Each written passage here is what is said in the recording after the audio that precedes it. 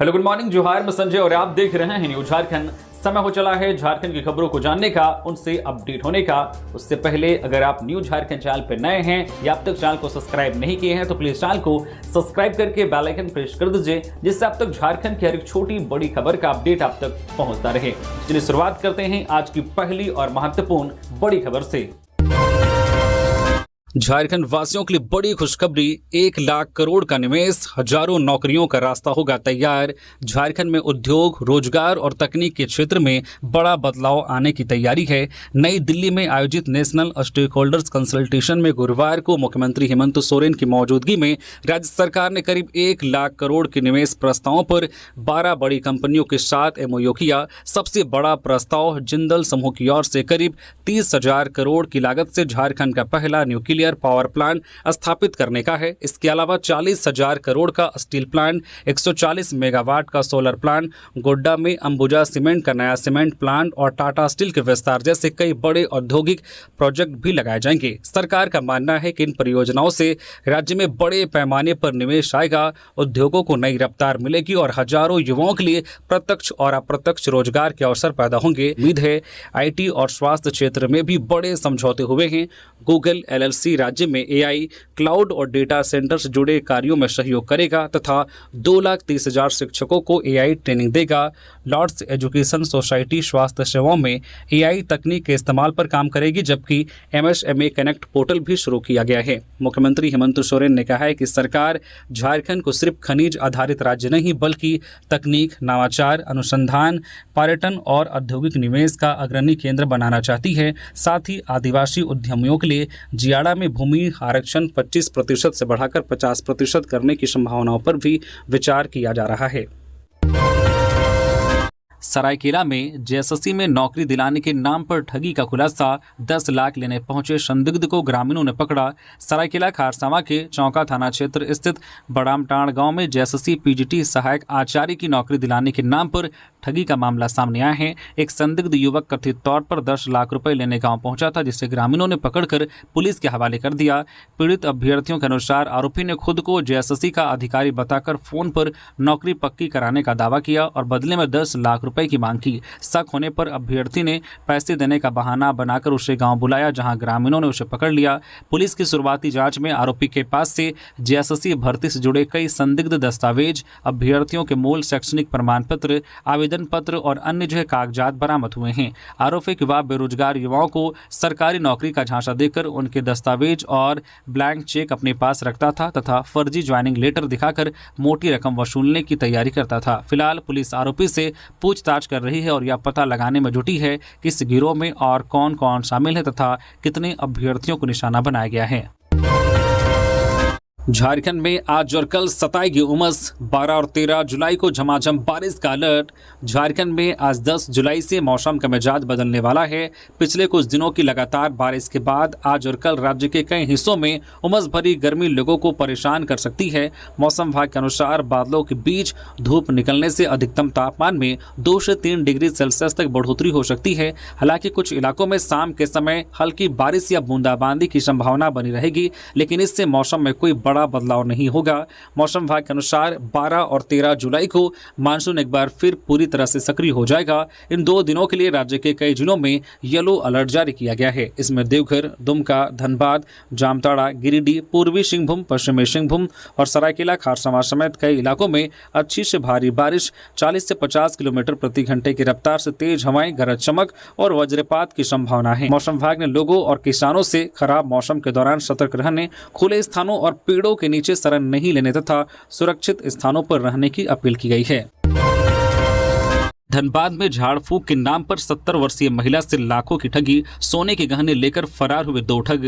धनबाद के सदर थाना क्षेत्र स्थित बिशनपुर नाला में झाड़ फूक के नाम पर 70 वर्षीय महिला से लाखों रुपए के सोने के गहने ठग लिए गए। पीड़िता राजकुमारी देवी अपने घर के बाहर बैठी थी, तभी काले कपड़े और हरे गमछे पहने 2 युवक उनके पास पहुंचे। उन्होंने खुद को तंत्र मंत्र और झाड़ फूक से समस्याओं का समाधान करने वाला बताकर महिला को विश्वास में लिया और घर का दोष दूर करने के लिए विशेष पूजा कराने की बात कही। इसके बाद महिला से कान के झुमके, सोने का लॉकेट और कंगन गमछे में रखवा लिए। ठगों ने महिला से 51 कदम पीछे चलने और पीछे मुड़कर नहीं देखने को कहा। जैसे ही महिला उनके बताए अनुसार चली, दोनों गहनों से भरा गमछा लेकर फरार हो गए। कुछ देर बाद महिला को ठगी का एहसास हुआ, जिसके बाद परिजनों ने पुलिस को सूचना दी। धनबाद थाना पुलिस मौके पर पहुंचकर जांच में जुट गई है और आसपास के सीसीटीवी कैमरों की फुटेज के आधार पर आरोपियों की पहचान करने का प्रयास कर रही है।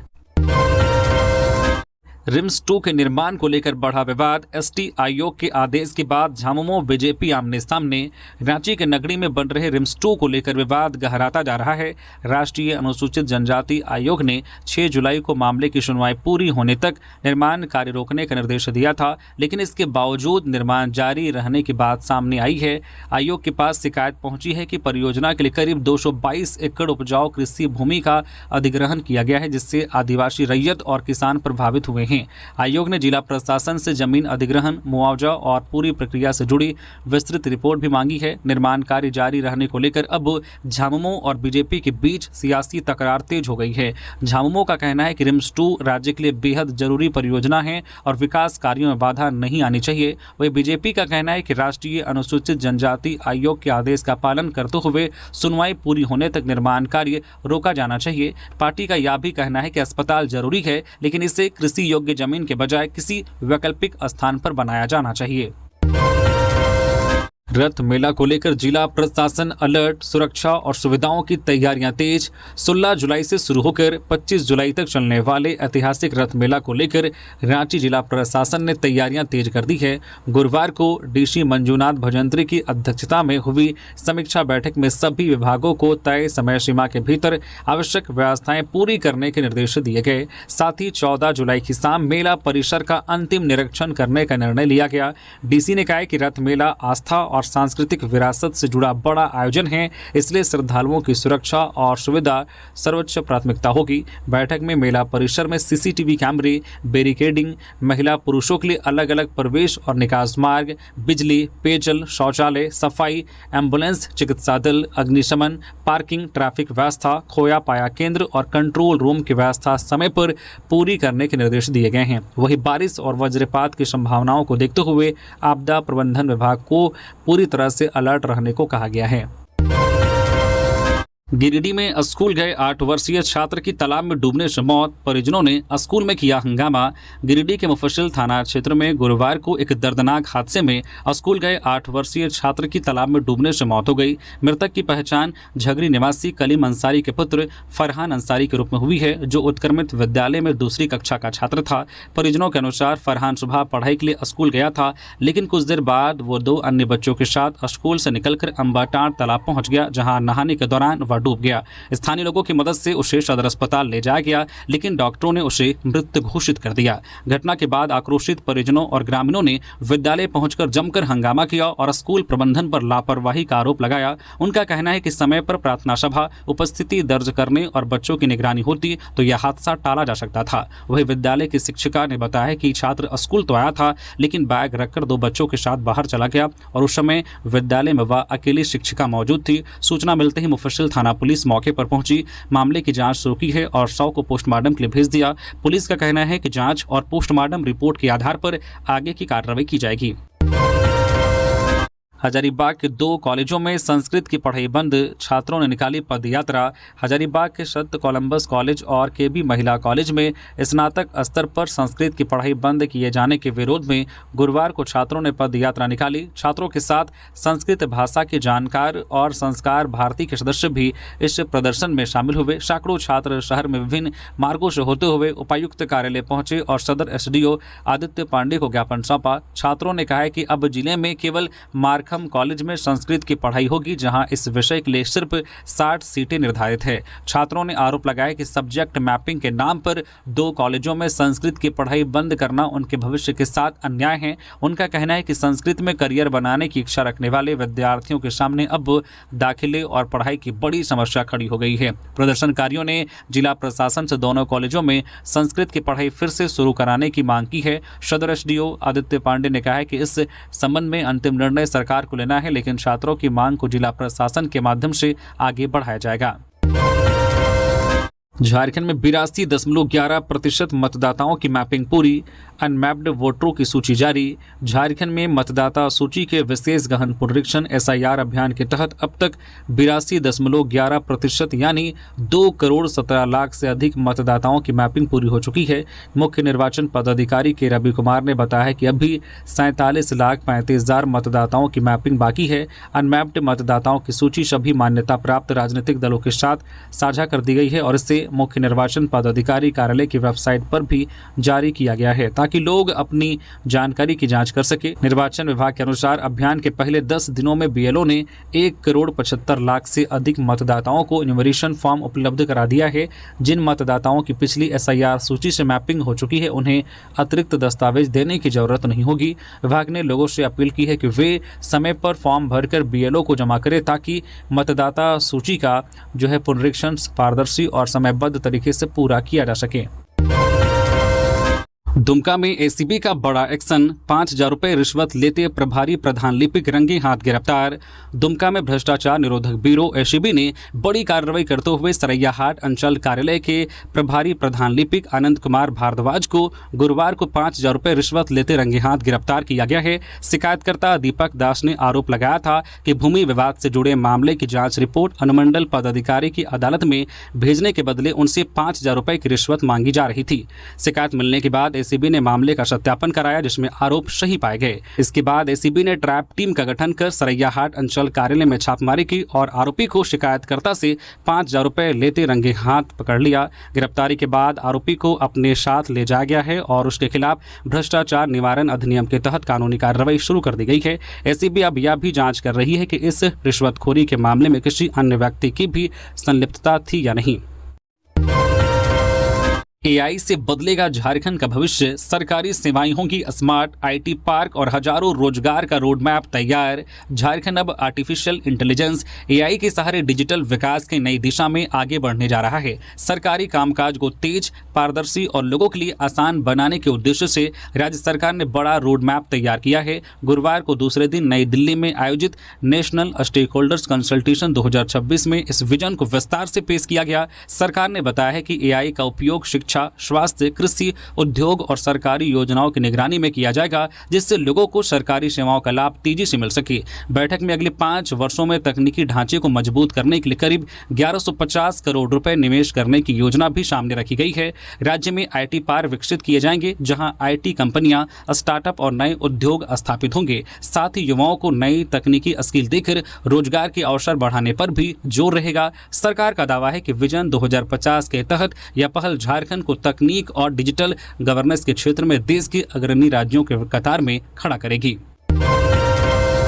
धनबाद में SIR फॉर्म के नाम पर अवैध वसूली, वाशेपुर का साइबर कैफे सील। धनबाद में SIR special intensive revision form भरने के नाम पर अवैध वसूली के खिलाफ जिला प्रशासन ने बड़ी कार्रवाई की है। शिकायत मिलने पर SDM लोकेश बारंगे के नेतृत्व में नगर निगम की टीम ने वाशेपुर स्थित गल्फ जॉब कैफे में छापेमारी की। जांच के दौरान कैफे में SIR फॉर्म भरने के बदले लोगों से पैसे लिए जाने की पुष्टि हुई, जिसके बाद प्रतिष्ठान को तत्काल प्रभाव से सील कर दिया गया। प्रशासन ने स्पष्ट किया है कि SIR से ये पूरी प्रक्रिया पूरी तरह से निःशुल्क है और इसके लिए किसी भी प्रकार का शुल्क लेना गैरकानूनी है। SDM लोकेश बारंगे ने लोगों से अपील की है कि SIR से संबंधित किसी भी सहायता के लिए अपने BLO से संपर्क करें और किसी साइबर कैफे या अन्य व्यक्ति को पैसे ना दे। उन्होंने कहा कि फॉर्म में गलत जानकारी भरने की भी आशंका रहती है, इसलिए अधिकृत माध्यम से ही आवेदन करें। प्रशासन ने चेतावनी दी है कि यदि कोई व्यक्ति या संस्था SIR फॉर्म के नाम पर अवैध वसूली करते पकड़ी गई तो उसके खिलाफ सख्त कानूनी कार्रवाई की जाएगी। झारखंड के 44 फायर स्टेशनों को मिलेंगे 132 हाईटेक दमकल वाहन। 58 रांची पहुंचे। झारखंड में आगजनी की घटनाओं से निपटने के लिए अग्निशमन विभाग को जल्द 132 आधुनिक दमकल वाहन मिलेंगे। राज्य के 44 फायर स्टेशनों के लिए खरीदे गए इन वाहनों में से 58 छोटे वाटर टैंकर रांची पहुंच चुके हैं और फिलहाल धुरवा स्थित अग्निशमन प्रशिक्षण केंद्र में रखे गए हैं। जल्द ही इन्हें अलग अलग जिलों के लिए रवाना किया जाएगा। अग्निशमन विभाग के अनुसार आने वाले दिनों में 40 मीडियम और 34 बड़े वाटर टैंकर भी विभाग को मिल जाएंगे। सभी 132 दमकल वाहन मिलने के बाद आग लगने की घटनाओं पर तेजी से काबू पाने के साथ दूर दराज और घनी आबादी वाले इलाकों में राहत एवं बचाव कार्य और अधिक प्रभावी हो सकेगा। कैमूर सड़क हादसे में गिरिडीह के चालक खलासी की मौत, पुलिया से टकराया सरिया लदा ट्रक। बिहार के कैमूर जिले के कुदरा थाना क्षेत्र में गुरुवार सुबह सरिया लदा तेज रफ्तार ट्रक पुलिया से टकरा गया। हादसे में गिरिडीह जिले के बगोदर निवासी भुवनेश्वर यादव और डुमरी निवासी शंकर यादव की मौत हो गई। प्रारंभिक जांच में पुलिस ने लंबी यात्रा के दौरान चालक को झपकी आने से ट्रक अनियंत्रित होने की आशंका जताई है। ट्रक पहले लोहे की बैरिकेडिंग तोड़ते हुए पुलिया की दीवार से जा टकराई, जिससे उसका अगला हिस्सा बुरी तरह से क्षतिग्रस्त हो गया। टक्कर के बाद ट्रक पर लदा सरिया आगे खिसक गया और चालक खलासी केबिन में फंस गए। सूचना पर पहुंची पुलिस और प्रशासन की टीम ने गैस कटर से ट्रक का अगला हिस्सा काटकर दोनों शव बाहर निकाले और पोस्टमार्टम के लिए भेज दिया। बताया गया कि शंकर यादव ट्रक के मालिक भी थे और वाहन चला रहे थे, जबकि भुवनेश्वर यादव खलासी के रूप में साथ थे। हादसे की सूचना मिलते ही परिजन कैमूर के लिए रवाना हो गए। कपाली में दिन दहाड़े फायरिंग, युवक के पैर में लगी गोली। हिस्ट्री सीटर जाहिद उर्फ गोल्डन पर आरोप। सरायकेला खारसमा जिले के कपाली ओपी क्षेत्र में गुरुवार को तमोलिया स्थित केला गोदाम के पास दिन दहाड़े फायरिंग से अफरा तफरी मच गई। हिस्ट्री सीटर जाहिद अंसारी उर्फ गोल्डन पर काना बाबू नामक युवक को गोली मारने का आरोप है। गोली युवक के पैर को छूते हुए निकल गई, जिससे वह गंभीर रूप से घायल होने से बच गया। गोली की आवाज सुनते ही आसपास के लोगों में दहशत फैल गई। सूचना पर कपाली ओपी पुलिस मौके पर पहुंची और घायल युवक को प्राथमिक उपचार के बाद एमजीएम अस्पताल भेजा गया, जहां उसकी हालत खतरे से बाहर बताई जा रही है। वारदात के बाद आरोपी फरार हो गया। पुलिस ने घटनास्थल से साक्ष्य जुटाए हैं, सीसीटीवी फुटेज खंगाल रही है और आरोपी की गिरफ्तारी के लिए संभावित ठिकानों पर छापेमारी कर रही है। ड्रोन से होगी जगन्नाथपुर रथ यात्रा, मेले की निगरानी, सादे कपड़ों में तैनात रहेंगे पुलिस। रांची के जगन्नाथपुर रथ यात्रा और मेले को शांतिपूर्ण व सुरक्षित तरीके से संपन्न कराने के लिए झारखंड पुलिस ने कड़ी सुरक्षा व्यवस्था की है। डीजीपी तदासा मिश्रा ने गुरुवार को धुरवा स्थित जगन्नाथपुर मंदिर पहुंचकर मंदिर परिसर, मेला क्षेत्र और रथ यात्रा मार्ग का निरीक्षण किया। उन्होंने बैरिकेडिंग, प्रवेश निकास द्वार, VIP movement, parking, control room और संवेदनशील स्थानों की सुरक्षा व्यवस्था की समीक्षा करते हुए अधिकारियों को स्पष्ट निर्देश दिया है कि लाखों श्रद्धालुओं की सुरक्षा और सुविधा में किसी तरह की चूक नहीं होनी चाहिए। मेला क्षेत्र की निगरानी के लिए सीसीटीवी कैमरों के साथ ड्रोन कैमरों का उपयोग किया जाएगा। भीड़ नियंत्रण के लिए पर्याप्त पुलिस बल तैनात रहेगा, जबकि पॉकेट मारी और असामाजिक गतिविधियों पर नजर रखने के लिए महिला और पुरुष पुलिसकर्मी सादे कपड़ों में भी तैनात रहेंगे। किसी आपात स्थिति से निपटने के लिए क्यूआरटी, एम्बुलेंस, चिकित्सा दल और फायर ब्रिगेड को अलर्ट मोड पर रखा जाएगा। डीजीपी ने मंदिर समिति के साथ बैठक कर ट्रैफिक, दर्शन और श्रद्धालुओं की सुविधाओं से जुड़े सुझावों पर तुरंत अमल करने के निर्देश दिए गए हैं। गढ़वा में मंडल डैम को लेकर बढ़ा विरोध, विस्थापितों ने शुरू किया अनिश्चितकालीन धरना। गढ़वा में मंडल डैम परियोजना को लेकर एक बार फिर विरोध तेज हो गया है। गुरुवार से डैम प्रभावित कुटकू क्षेत्र के विस्थापितों ने जिला समाहरणालय के सामने अनिश्चितकालीन धरना शुरू कर दिया। धरने से पहले डूब क्षेत्र के ग्रामीणों ने जिला मुख्यालय में रैली निकालकर अपनी मांगों के समर्थन में प्रदर्शन किया। इस आंदोलन में शहीद नीलांबर पीतांबर के पैतृक गाँव चेमो मानिया समेत कई गाँव के सैकड़ों ग्रामीण शामिल हुए। प्रदर्शनकारियों का कहना है कि डैम परियोजना से उनके घर, खेत, गांव और ऐतिहासिक पहचान पर संकट मंडरा रहा है। धरने में ग्रामीणों ने कहा कि वे विकास या डैम निर्माण के विरोधी नहीं हैं, लेकिन अपने पुश्तैनी गांव, जमीन और शहीद नीलांबर पीतांबर की विरासत को डुबोकर विकास स्वीकार नहीं करेंगे। उन्होंने सरकार से विस्थापन की समस्या का स्थायी समाधान निकालने और प्रभावित गांवों को डूब क्षेत्र से बचाने की मांग की है। प्रदर्शनकारियों ने चेतावनी दी कि जब तक उनकी मांगों पर ठोस निर्णय नहीं लिया जाता, तब तक उनका अनिश्चितकालीन धरना और आंदोलन जारी रहेगा। 16वीं जूनियर पुरुष राष्ट्रीय हॉकी चैंपियनशिप की तैयारी शुरू। 15 जुलाई से रांची में विशेष शिविर। 16वीं हॉकी इंडिया जूनियर पुरुष राष्ट्रीय चैंपियनशिप 2026 की तैयारी के लिए हॉकी झारखंड ने विशेष प्रशिक्षण शिविर लगाने का निर्णय लिया है। यह शिविर 15 जुलाई से रांची के मोरहाबाद स्थित मरांग गोम के जयपाल सिंह मुंडा अंतर्राष्ट्रीय हॉकी स्टेडियम में शुरू होगा। 22 जून को रांची में हुए चयन ट्रायल में चुने गए 41 खिलाड़ियों को शिविर में शामिल किया जाएगा। सभी चयनित खिलाड़ियों को 15 जुलाई को दोपहर 1 बजे तक खेल सामग्री और जरूरी व्यक्तिगत सामान के साथ हॉकी झारखंड कार्यालय में रिपोर्ट करने का निर्देश दिया गया है। शिविर के दौरान खिलाड़ियों की फिटनेस, तकनीकी कौशल, अनुशासन और मैच प्रदर्शन का मूल्यांकन किया जाएगा। इसी प्रदर्शन के आधार पर राष्ट्रीय चैंपियनशिप के लिए झारखंड की 18 सदस्यीय अंतिम टीम चुनी जाएगी। साहिबगंज में 130 नगर परिषद कर्मियों की अनिश्चितकालीन हड़ताल, वेतन और बकाया भुगतान की मांग। साहिबगंज नगर परिषद के करीब 130 कर्मचारी बकाया वेतन, मजदूरी बढ़ोतरी और ग्रेजुइटी और अन्य लंबित मांगों को लेकर गुरुवार से अनिश्चितकालीन हड़ताल पर चले गए हैं। झारखंड स्थानीय निकाय कर्मचारी संघ के बैनर तले कर्मचारियों ने नगर परिषद परिसर में धरना प्रदर्शन किया और मांगे पूरी होने तक आंदोलन जारी रखने का ऐलान किया। कर्मचारियों की प्रमुख मांगों में बकाया मजदूरी का भुगतान, सभी कर्मियों को समय पर वेतन, सेवानिवृत्ति कर्मचारियों को समय पर ग्रेजुइटी और नियमित फैमिली पेंशन शामिल हैं। कर्मचारी नेताओं ने कहा कि जब तक उनकी मांगों पर ठोस निर्णय नहीं लिया जाता तब तक उनका हड़ताल जारी रहेगा और नगर परिषद से जुड़े कार्य प्रभावित रहेंगे।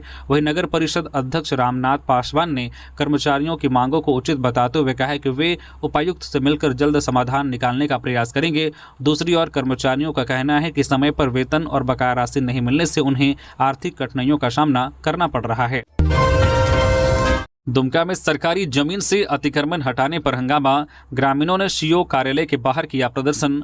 दुमका के शिकारीपाड़ा प्रखंड स्थित ताराचुआ गांव में सरकारी गैर मजरूआ जमीन पर बने पूर्व ग्राम प्रधान सोम हेम्ब्रम के घर को अंचल प्रशासन ने जेसीबी से हटाया, जिसके विरोध में गुरुवार को सैकड़ों ग्रामीणों ने शिकारीपाड़ा अंचल कार्यालय के बाहर प्रदर्शन किया। प्रदर्शन में बड़ी संख्या में महिलाएं भी शामिल थी। ग्रामीणों का कहना था कि घर तोड़ने की कार्रवाई गलत है और अंचलाधिकारी कपिल देव ठाकुर कार्रवाई के दौरान लोगों से सख्ती से पेश आते हैं। हंगामे की सूचना पर शिकारीपाड़ा थाना पुलिस मौके पर पहुंची और लोगों को समझाकर स्थिति नियंत्रित की। सीओ कपिल देव ठाकुर ने कहा कि कार्रवाई पूरी तरह नियमों के तहत की गई है और उनके अनुसार कई ग्रामीणों ने पहले भी पूर्व ग्राम प्रधान पर सरकारी जमीन कब्जाने का आरोप लगाते हुए आवेदन दिया था, जिसकी जांच में अतिक्रमण की पुष्टि हुई। सीओ ने बताया कि सरकारी जमीन पर अतिक्रमण के मामले में सोम हेम्ब्रम की ग्राम प्रधानी भी एसडीओ द्वारा निरस्त की जा चुकी है। हालांकि उन्होंने इस फैसले के खिलाफ उपायुक्त के समक्ष अपील की है और मामला न्यायिक प्रक्रिया में है। प्रशासन ने यह भी कहा है कि पूर्व प्रधान ने लिखित रूप से माफी मांगी है, जबकि लाठी डंडों के साथ प्रदर्शन करने वालों के खिलाफ कार्रवाई पर विचार किया जा रहा है। चतरा में करंट लगने से दुधारू भैंस की मौत, पशुपालक ने बिजली विभाग से मांगा मुआवजा। चतरा जिले के कुंदा थाना क्षेत्र के मांझी पारा गांव में गुरुवार को 11,000 वोल्ट बिजली लाइन की चपेट में आने से एक दुधारू भैंस की मौत हो गई। पशुपालक ओम प्रकाश यादव का आरोप है कि बिजली लाइन में खराबी की सूचना पहले ही विभाग को दी गई थी, लेकिन समय पर मरम्मत नहीं होने से यह हादसा हुआ। चराई के दौरान भैंस करंट प्रवाहित तार की चपेट में आ गई और मौके पर ही उसकी मौत हो गई। पशुपालक ने भैंस की कीमत करीब 50,000 रुपये बताते हुए बिजली विभाग से मुआवजा की मांग की है। वह ग्रामीणों ने भी जर्जर बिजली व्यवस्था पर नाराजगी जताते हुए खराब तारों की जल्द से मरम्मत कर मामले की जांच कर जिम्मेदार लोगों पर कार्रवाई की मांग की है। झारखंड को केंद्र की बड़ी सौगात, इटकी में खुलेगा अखिल भारतीय आयुर्वेद संस्थान। झारखंड में आयुर्वेद चिकित्सा, शिक्षा और शोध को नई पहचान मिलने वाली है। रांची जिले के इटकी में करीब 1,000 करोड़ रुपए की लागत से अखिल भारतीय आयुर्वेद संस्थान AIIA स्थापित करने की तैयारी शुरू हो गई है। गुरुवार को राष्ट्रीय स्वास्थ्य मिशन के अभियान निदेशक शशि प्रकाश झा ने इटकी के अंचल अधिकारी और अन्य अधिकारियों के साथ प्रस्तावित स्थल का निरीक्षण किया। संस्थान के लिए करीब 40 एकड़ जमीन चिन्हित की गई है। अधिकारियों को जमीन की नापी जल्द पूरी करने के निर्देश दिए गए हैं ताकि भूमि से जुड़ी औपचारिकताएं और आगे की निर्माण की प्रक्रिया समय पर पूरी हो सके।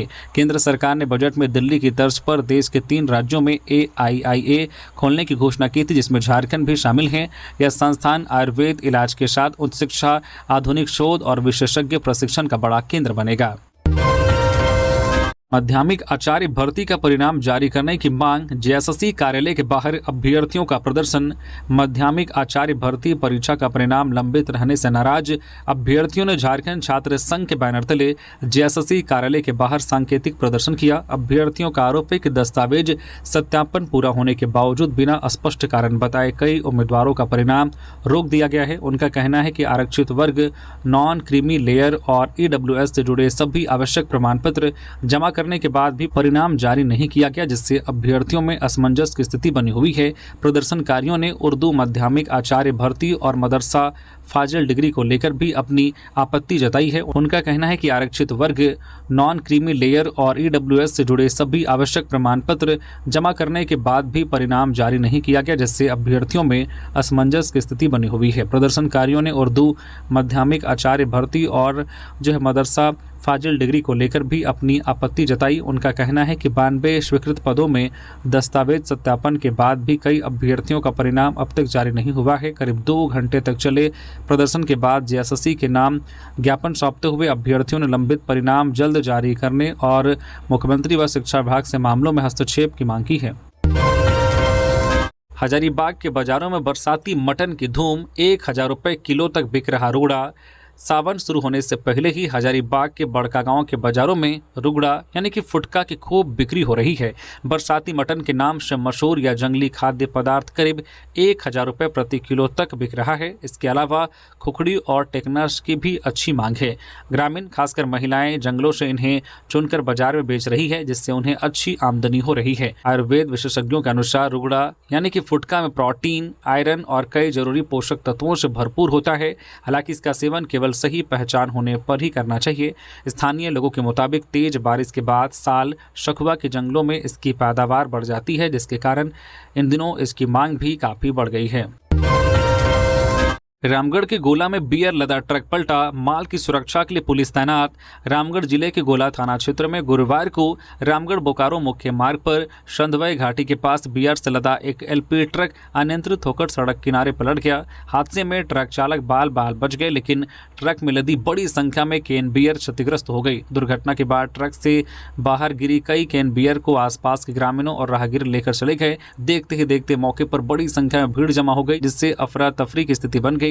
सूचना मिलने पर गोला थाना पुलिस तुरंत घटनास्थल पर पहुंची और लोगों को वहां से हटाकर स्थिति को सामान्य किया। हादसे के बाद ट्रक में बची बियर को सुरक्षित रखने के लिए गोला थाना पुलिस ने पैंथर जवानों और चौकीदारों की तैनाती कर दी है। पुलिस की निगरानी में शेष माल को सुरक्षित रखने और किसी तरह की अव्यवस्था रोकने की व्यवस्था की गई है। प्रारंभिक जानकारी के अनुसार ट्रक में बोकारो के बालीडी स्थित गोदाम से करीब 1400 पेटी कैन बियर लोड की गई थी, जिससे हजारीबाग पहुंचाया जा रहा था। संधवई घाटी के पास चालक वाहन पर नियंत्रण नहीं रख सका और ट्रक पलट गया। पुलिस अब दुर्घटना के कारणों की जांच कर रही है। बोकारो थर्मल में रेल से कटकर युवक की मौत, हाथ पर करण नाम का टैटू मिला। गोमो बरकाकाना रेलखंड के जारंगडी बोकारो थर्मल सेक्शन में गुरुवार को एक युवक का शव रेलवे ट्रैक पर मिला। घटना कोनार साइडिंग के बड़वा बेड़ा इलाके के पोल संख्या 391314 के पास हुई। करीब 28 वर्षीय युवक की ट्रेन की चपेट में आने से मौत हुई है। मृतक ने काली पैंट और सफेद, काले व पीले रंग की टी शर्ट पहन रखी थी, जबकि उसके दाहिनी हाथ पर करण नाम का टैटू मिला है। सूचना मिलने पर बोकारो थर्मल थाना पुलिस और गोमिया आरपीएफ की टीम मौके पर पहुंची। शव को कब्जे में लेकर पोस्टमार्टम के लिए भेज दिया गया है। पुलिस के अनुसार प्रथम दृष्टया मामला रेल दुर्घटना का लग रहा है, लेकिन युवक की पहचान और मौत की परिस्थितियों की जांच जारी है। पलामू के चियांकी में मुआवजा विवाद पर बवाल, ग्रामीणों पुलिस में झड़प, 3 जवान घायल। पलामू के मेदिनीनगर स्थित चियांकी में निर्माणाधीन फ्लाईओवर और 4 लेन परियोजना को लेकर गुरुवार को मुआवजा विवाद ने हिंसक रूप ले लिया। एनएचएआई की टीम सड़क किनारे चिन्हित मकानों और 4 दीवारी को हटाने पहुंची, जिसका स्थानीय ग्रामीणों ने विरोध किया। विवाद बढ़ने पर ग्रामीणों की ओर से पथराव किया गया, जिसमें 3 पुलिसकर्मी घायल हो गए। घायल जवानों में राजकुमार सिंह, प्रिया कुमारी और मोहम्मद जावेद शामिल हैं, जिन्हें इलाज के लिए एमएमसीएच में भर्ती कराया गया। हालात पर काबू पाने के लिए पुलिस को लाठीचार्ज करना पड़ा। ग्रामीणों का आरोप है कि अधिग्रहित आवासीय और व्यावसायिक जमीन का उचित मुआवजा नहीं दिया गया है और कृषि भूमि की दर से भुगतान तय किया गया है। वहीं प्रशासन ने क्षेत्र में कानून व्यवस्था बनाए रखने के लिए 2 दिनों के लिए निषेधाज्ञा लागू कर दी है। सदर एसडीओ संजय कुमार पांडे ने कहा कि मामला न्यायालय में विचाराधीन है और निषेधाज्ञा का उल्लंघन करने वालों के खिलाफ कानूनी कार्रवाई की जाएगी। फिलहाल मौके पर अतिरिक्त पुलिस बल तैनात है और निर्माण कार्य से जुड़ी कार्रवाई जारी है।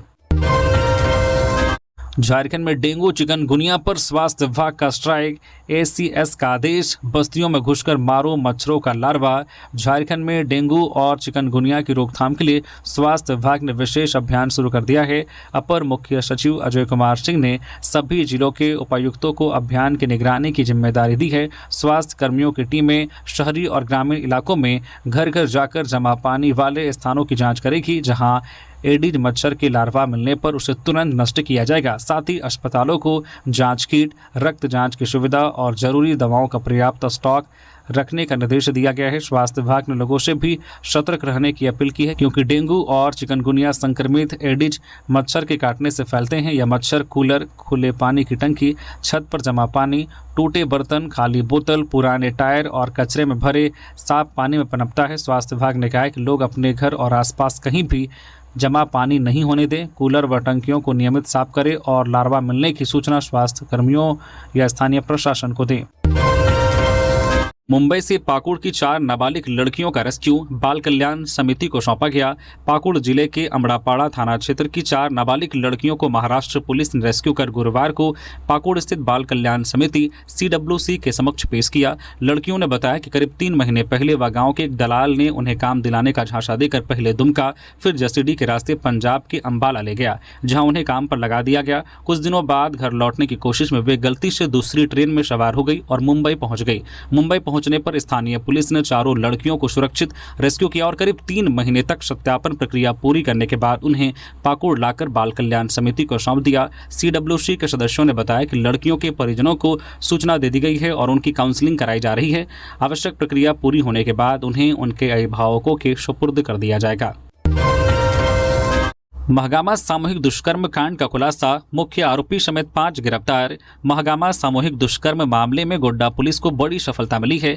पुलिस ने मुख्य आरोपी मोहम्मद अकरम समेत 5 आरोपियों को गिरफ्तार किया है।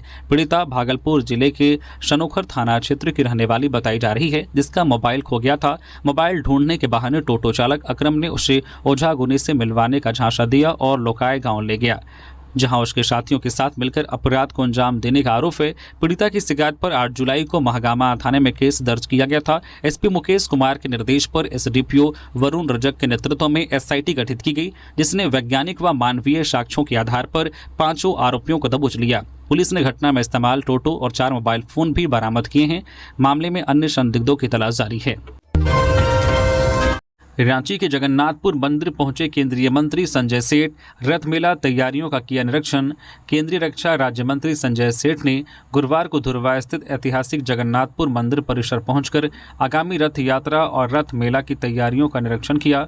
उनके साथ रांची के महापौर रोशनी खलगो और जगन्नाथपुर मंदिर ट्रस्ट के अध्यक्ष NN पांडे भी मौजूद रहे। निरीक्षण के बाद मंत्री ने मंदिर ट्रस्ट, रथ मेला समिति और संबंधित अधिकारियों के साथ बैठक कर मेले की व्यवस्थाओं की समीक्षा की।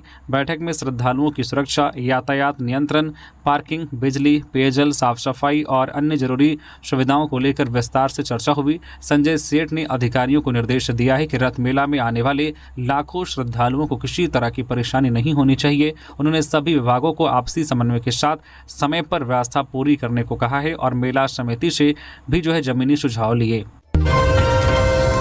रांची के झीरी में बायोगैस प्लांट का केंद्रीय मंत्री ने किया निरीक्षण, कार्य प्रगति पर जताया संतोष। केंद्रीय आवासन एवं शहरी कार्य राज्य मंत्री तोखन साहू ने गुरुवार को रांची के झीरी स्थित बायोगैस प्लांट और लेगेसी वेस्ट निस्तारण परियोजना का निरीक्षण किया। उन्होंने जैविक कचरे से गैस उत्पादन की प्रक्रिया और प्लांट की कार्यप्रणाली का जायजा लेते हुए इसे स्वच्छ ऊर्जा और वैज्ञानिक कचरा प्रबंधन की दिशा में महत्वपूर्ण पहल बताया। अधिकारियों ने उन्हें परियोजना की वर्तमान स्थिति और आगे की कार्य योजना की जानकारी दी। इसके बाद मंत्री ने झीरी डंपिंग यार्ड में पुराने कचरे के वैज्ञानिक निष्पादन के लिए चल रहे बायो रिमेडिएशन कार्य का भी निरीक्षण किया। उन्होंने परियोजनाओं की प्रगति पर संतोष जताते हुए अधिकारियों को तय समय सीमा के भीतर बेहतर गुणवत्ता के साथ काम पूरा करने के निर्देश दिया। उन्होंने कहा है कि इन परियोजनाओं के पूरा होने से रांची में स्वच्छता व्यवस्था और कचरा प्रबंधन प्रणाली को बड़ी मजबूती मिलेगी। बोकारो में 18 से 27 अगस्त तक राष्ट्रीय तीरंदाजी टूर्नामेंट, 700 खिलाड़ी लेंगे भाग। बोकारो को सेकेंड NTPC नेशनल रैंकिंग तीरंदाजी टूर्नामेंट 2026 की मेजबानी मिली है। भारतीय तीरंदाजी संघ के तहत यह प्रतिष्ठित प्रतियोगिता 18 से 27 अगस्त तक मोहन कुमार मंगलम स्टेडियम में आयोजित होगी। टूर्नामेंट में देश भर से करीब 700 अंतर्राष्ट्रीय और राष्ट्रीय स्तर के तीरंदाज शामिल होंगे। इसमें सीनियर, जूनियर और सब जूनियर वर्ग के खिलाड़ियों के बीच रिकर्व और कंपाउंड स्पर्धाओं में मुकाबले खेले जाएंगे। आयोजन में ओलंपियन, राष्ट्रीय स्तर के कोच और देश के कई नामी तीरंदाजों के पहुंचने की भी उम्मीद है। बोकारो जिला तीरंदाजी संघ ने बताया है कि इस प्रतियोगिता से शहर की खेल पहचान मजबूत होगी और स्थानीय तीरंदाजों को देश के शीर्ष खिलाड़ियों के साथ खेलने व सीखने का अवसर मिलेगा। पर्यटन और निवेश का नया हब बनेगा झारखंड, नई नीतियों पर सरकार का बड़ा फोकस। झारखंड सरकार राज्य को पर्यटन और औद्योगिक निवेश का बड़ा केंद्र बनाने की दिशा में तेजी से काम कर रही है। नई दिल्ली में आयोजित नेशनल स्टेक होल्डर्स कंसल्टेशन में कृषि, पशुपालन एवं सहकारिता मंत्री शिल्पी नेहात्रिकी ने कहा कि नई टूरिज्म पॉलिसी और होम स्टे पॉलिसी के जरिए पर्यटन को बढ़ावा दिया जाएगा। सरकार ने निवेशकों को 5 स्टार होटल समेत पर्यटन परियोजनाओं के लिए मिलने वाली सब्सिडी और प्रोत्साहन योजनाओं की भी जानकारी दी। मंत्री ने कहा कि झारखंड की प्राकृतिक सुंदरता, जनजातीय संस्कृति और ऐतिहासिक धरोहर राज्य की सबसे बड़ी ताकत है। नई औद्योगिक और निवेश प्रोत्साहन नीतियों के माध्यम से निवेश प्रक्रिया को सरल बनाया जाएगा, जिससे पर्यटन, उद्योग और रोजगार के नए अवसर बढ़ेंगे। सरकार का लक्ष्य झारखंड को आने वाले वर्षों में देश के प्रमुख पर्यटन और औद्योगिक निवेश वाले राज्यों में शामिल करना है। पलामू में घरेलू विवाद के बाद 2 बच्चियों की मौत, मां गिरफ्तार। पलामू के नामा बाजार थाना क्षेत्र के कंडा गांव में घरेलू विवाद के बाद एक महिला पर अपनी 2 छोटी बच्चियों को कुएं में फेंकने का आरोप लगा है, जिससे दोनों बच्चियों की मौत हो गई। घटना बुधवार रात की बताई जा रही है। ग्रामीणों ने महिला की तीसरी बेटी की आवाज सुनकर उसे बचा लिया, जबकि महिला को भी कुएं से सुरक्षित बाहर निकालकर पुलिस के हवाले कर दिया गया। पुलिस ने दोनों बच्चियों के शव पोस्टमार्टम के लिए MMCH भेज दिए और आरोपी महिला सरिता देवी को गिरफ्तार कर लिया है। पुलिस के अनुसार पति पत्नी के बीच विवाद हुआ था और मामले की सभी परिस्थितियों की जांच की जा रही है। थाना प्रभारी संजय यादव ने बताया कि प्राथमिकी दर्ज कर आगे की कानूनी कार्रवाई शुरू कर दी गई है। तो ये थी आज की झारखंड की टॉप बड़ी खबरें। इसी तरह से झारखंड की हर एक छोटी बड़ी खबर देखने के लिए आप हमारे न्यूज झारखंड चैनल को सब्सक्राइब करके बेल आइकन प्रेस कर दीजिए, जिससे आप तक झारखंड की हर एक छोटी बड़ी खबर का अपडेट आप तक पहुंचता रहे। तो अभी के लिए बस इतना ही, फिर मिलते हैं किसी और खबरों के साथ। धन्यवाद।